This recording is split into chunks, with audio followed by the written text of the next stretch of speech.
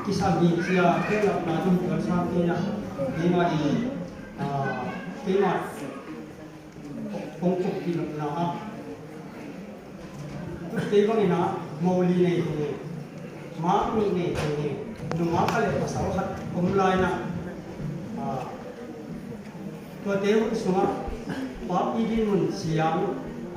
pineza mauneza mangeza ciso atlo jakat pasel wala ina ndami kuas sunga nu thu pa thu igen nang na sunga tu ni pate ina tate thu ha pe de tate no amo na te pate kena pula ngam thiale la Hile ahoy dihin tu di tu na takina kata te ni nga am lo to kham tu ngam to program vai ga am to om chimai ni om na ti bang lo to te he te wina tu ni ita te e yung ibang tan na sa bang ta na mo na am kita ibol ha nang mo ke china ipan ipasiya ni na cam sa đi pa pa cái nào ông hồ thế này rồi nè tôi nhìn ít thịt là đi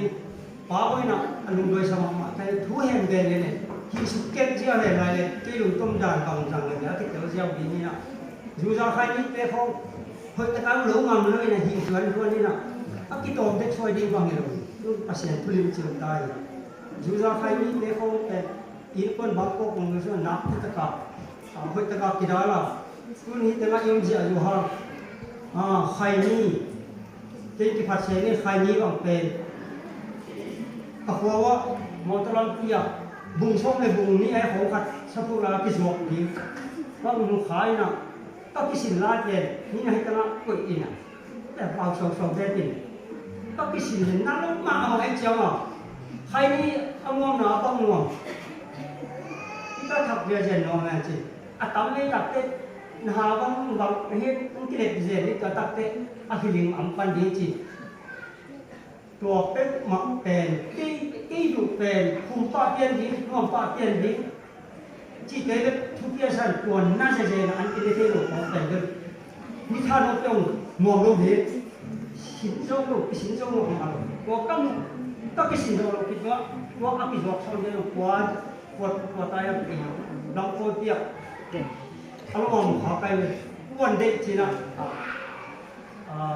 học nghiệp luôn học cái thì niệm rồi thế này